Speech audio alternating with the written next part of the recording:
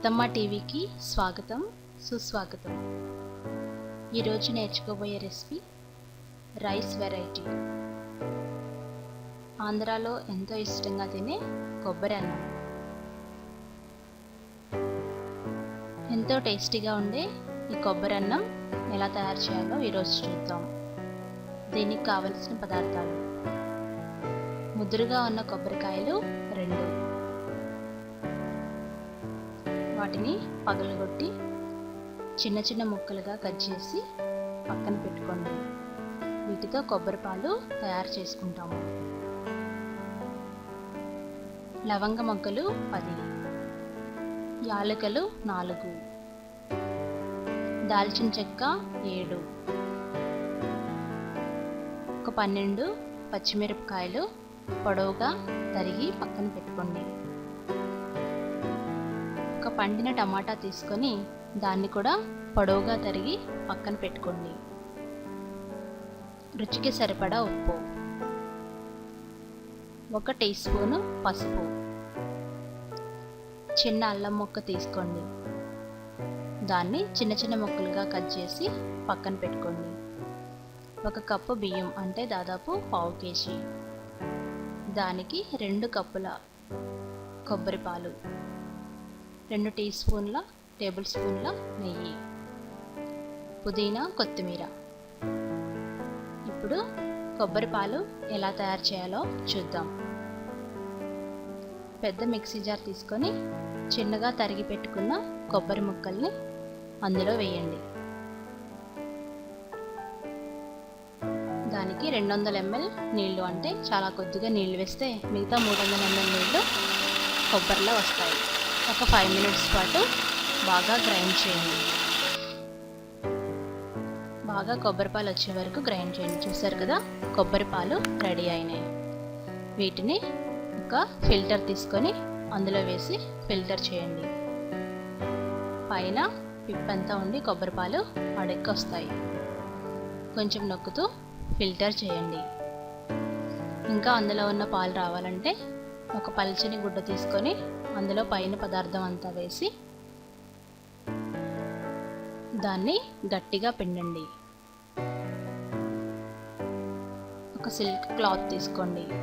గట్టిగా పిండితే ఎంతో చిక్కని పాలు వస్తాయి. మూవీ క్లిప్లో చూపినట్లుగా మొత్తం అందులో ఉన్న పాలన్నీ వచ్చే వరకు బాగా పిండండి. చూసారు కదా, ఎంతో చిక్కటి కొబ్బరి పాలు రెడీ అయినాయి.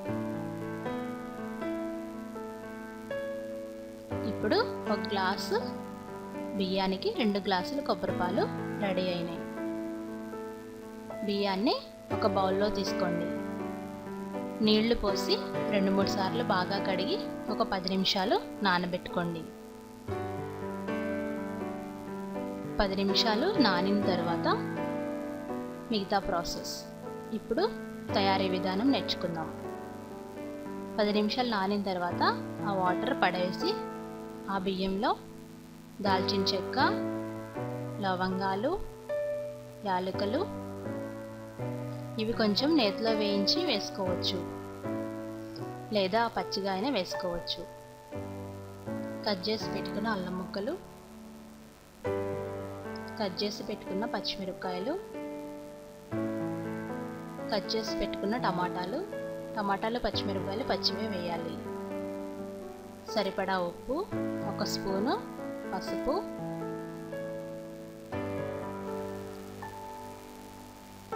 1 టేబుల్ స్పూను నెయ్యి వేసి బాగా కలియబెట్టండి. అంటే వేసిన పదార్థాలు బాగా కలవాలన్నమాట. తర్వాత 2 గ్లాసుల కొబ్బరి పాలు వేయండి. కొబ్బరి పాలు ఎంత చిక్కగా ఉంటే కొబ్బరి అన్నం అంత బాగా వస్తుంది. అందుకని చాలా తక్కువ నీళ్లు పోసుకొని కొబ్బరి పాలు తయారు చేసుకోండి. ఆ తర్వాత స్టవ్ వెలిగించి మీడియం ఫ్లేమ్లో 15 నిమిషాల పాటు ఉడికించుకోండి. పుదీనా, కొత్తిమీర వేసి ఒకసారి కలియబెట్టండి. కలియబెట్టి మీడియం ఫ్లేమ్లో దాదాపు 15 నిమిషాలు ఉడికించండి. మధ్యలో ఒకసారి మూత తీసి మరలా కలియబెట్టండి. కొబ్బరి పాలు కాబట్టి అడుగంటుందేమో చూసుకోండి. మధ్యలో ఒకసారి కలియబెట్టి మూత పెట్టి 10 నిమిషాలు ఉడికించండి. 10 నిమిషాలు దాటిన తర్వాత ఒకసారి అన్నం ఉడికిందో లేదో మెల్లగా తిప్పుతూ చెక్ చేయండి. ఉప్పు కూడా చూసుకొని అవసరం అనుకుంటే మరింత ఉప్పు వేసుకోండి. ఇప్పుడు 1 టేబుల్ స్పూన్ నెయ్యి, మిగిలి ఉన్న పుదీనా కొత్తిమీర కూడా వేయండి. వేసి ఒకసారి బాగా కలియబెట్టండి. ఇప్పుడు మనం కొంచెం మిగిలింది కదా, కొబ్బరి గ్రేటెడ్ అంటే కొబ్బరి తురుము 1-2 టేబుల్ స్పూన్లు వేసి ఒకసారి బాగా తిప్పి 1 నిమిషం పాటు కుక్ చేసి స్విచ్ ఆఫ్ చేసుకోండి. 5 నిమిషాలు అలాగే ఉంచిన తర్వాత డిష్లోకి తీసుకోండి. ఎంతో రుచికరమైన కొబ్బరి అన్నం రెడీ అయింది. ఈ కొబ్బరి అన్నం ఎంతో రుచిగా ఉంటుంది.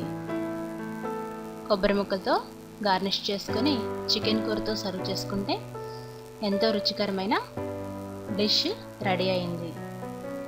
ఇది మీరు కూడా తయారు చేసుకొని నాకు ఫీడ్బ్యాక్ పంపించండి. మరిన్ని రెసిపీస్ కావాలంటే అత్తమ్మ టీవీ సబ్స్క్రైబ్ కాగలరు. మీ వాల్యుబుల్ ఫీడ్బ్యాక్ కోసం ఎదురుచూస్తూ నా ఛానల్ ఉంటుంది. ధన్యవాదములు.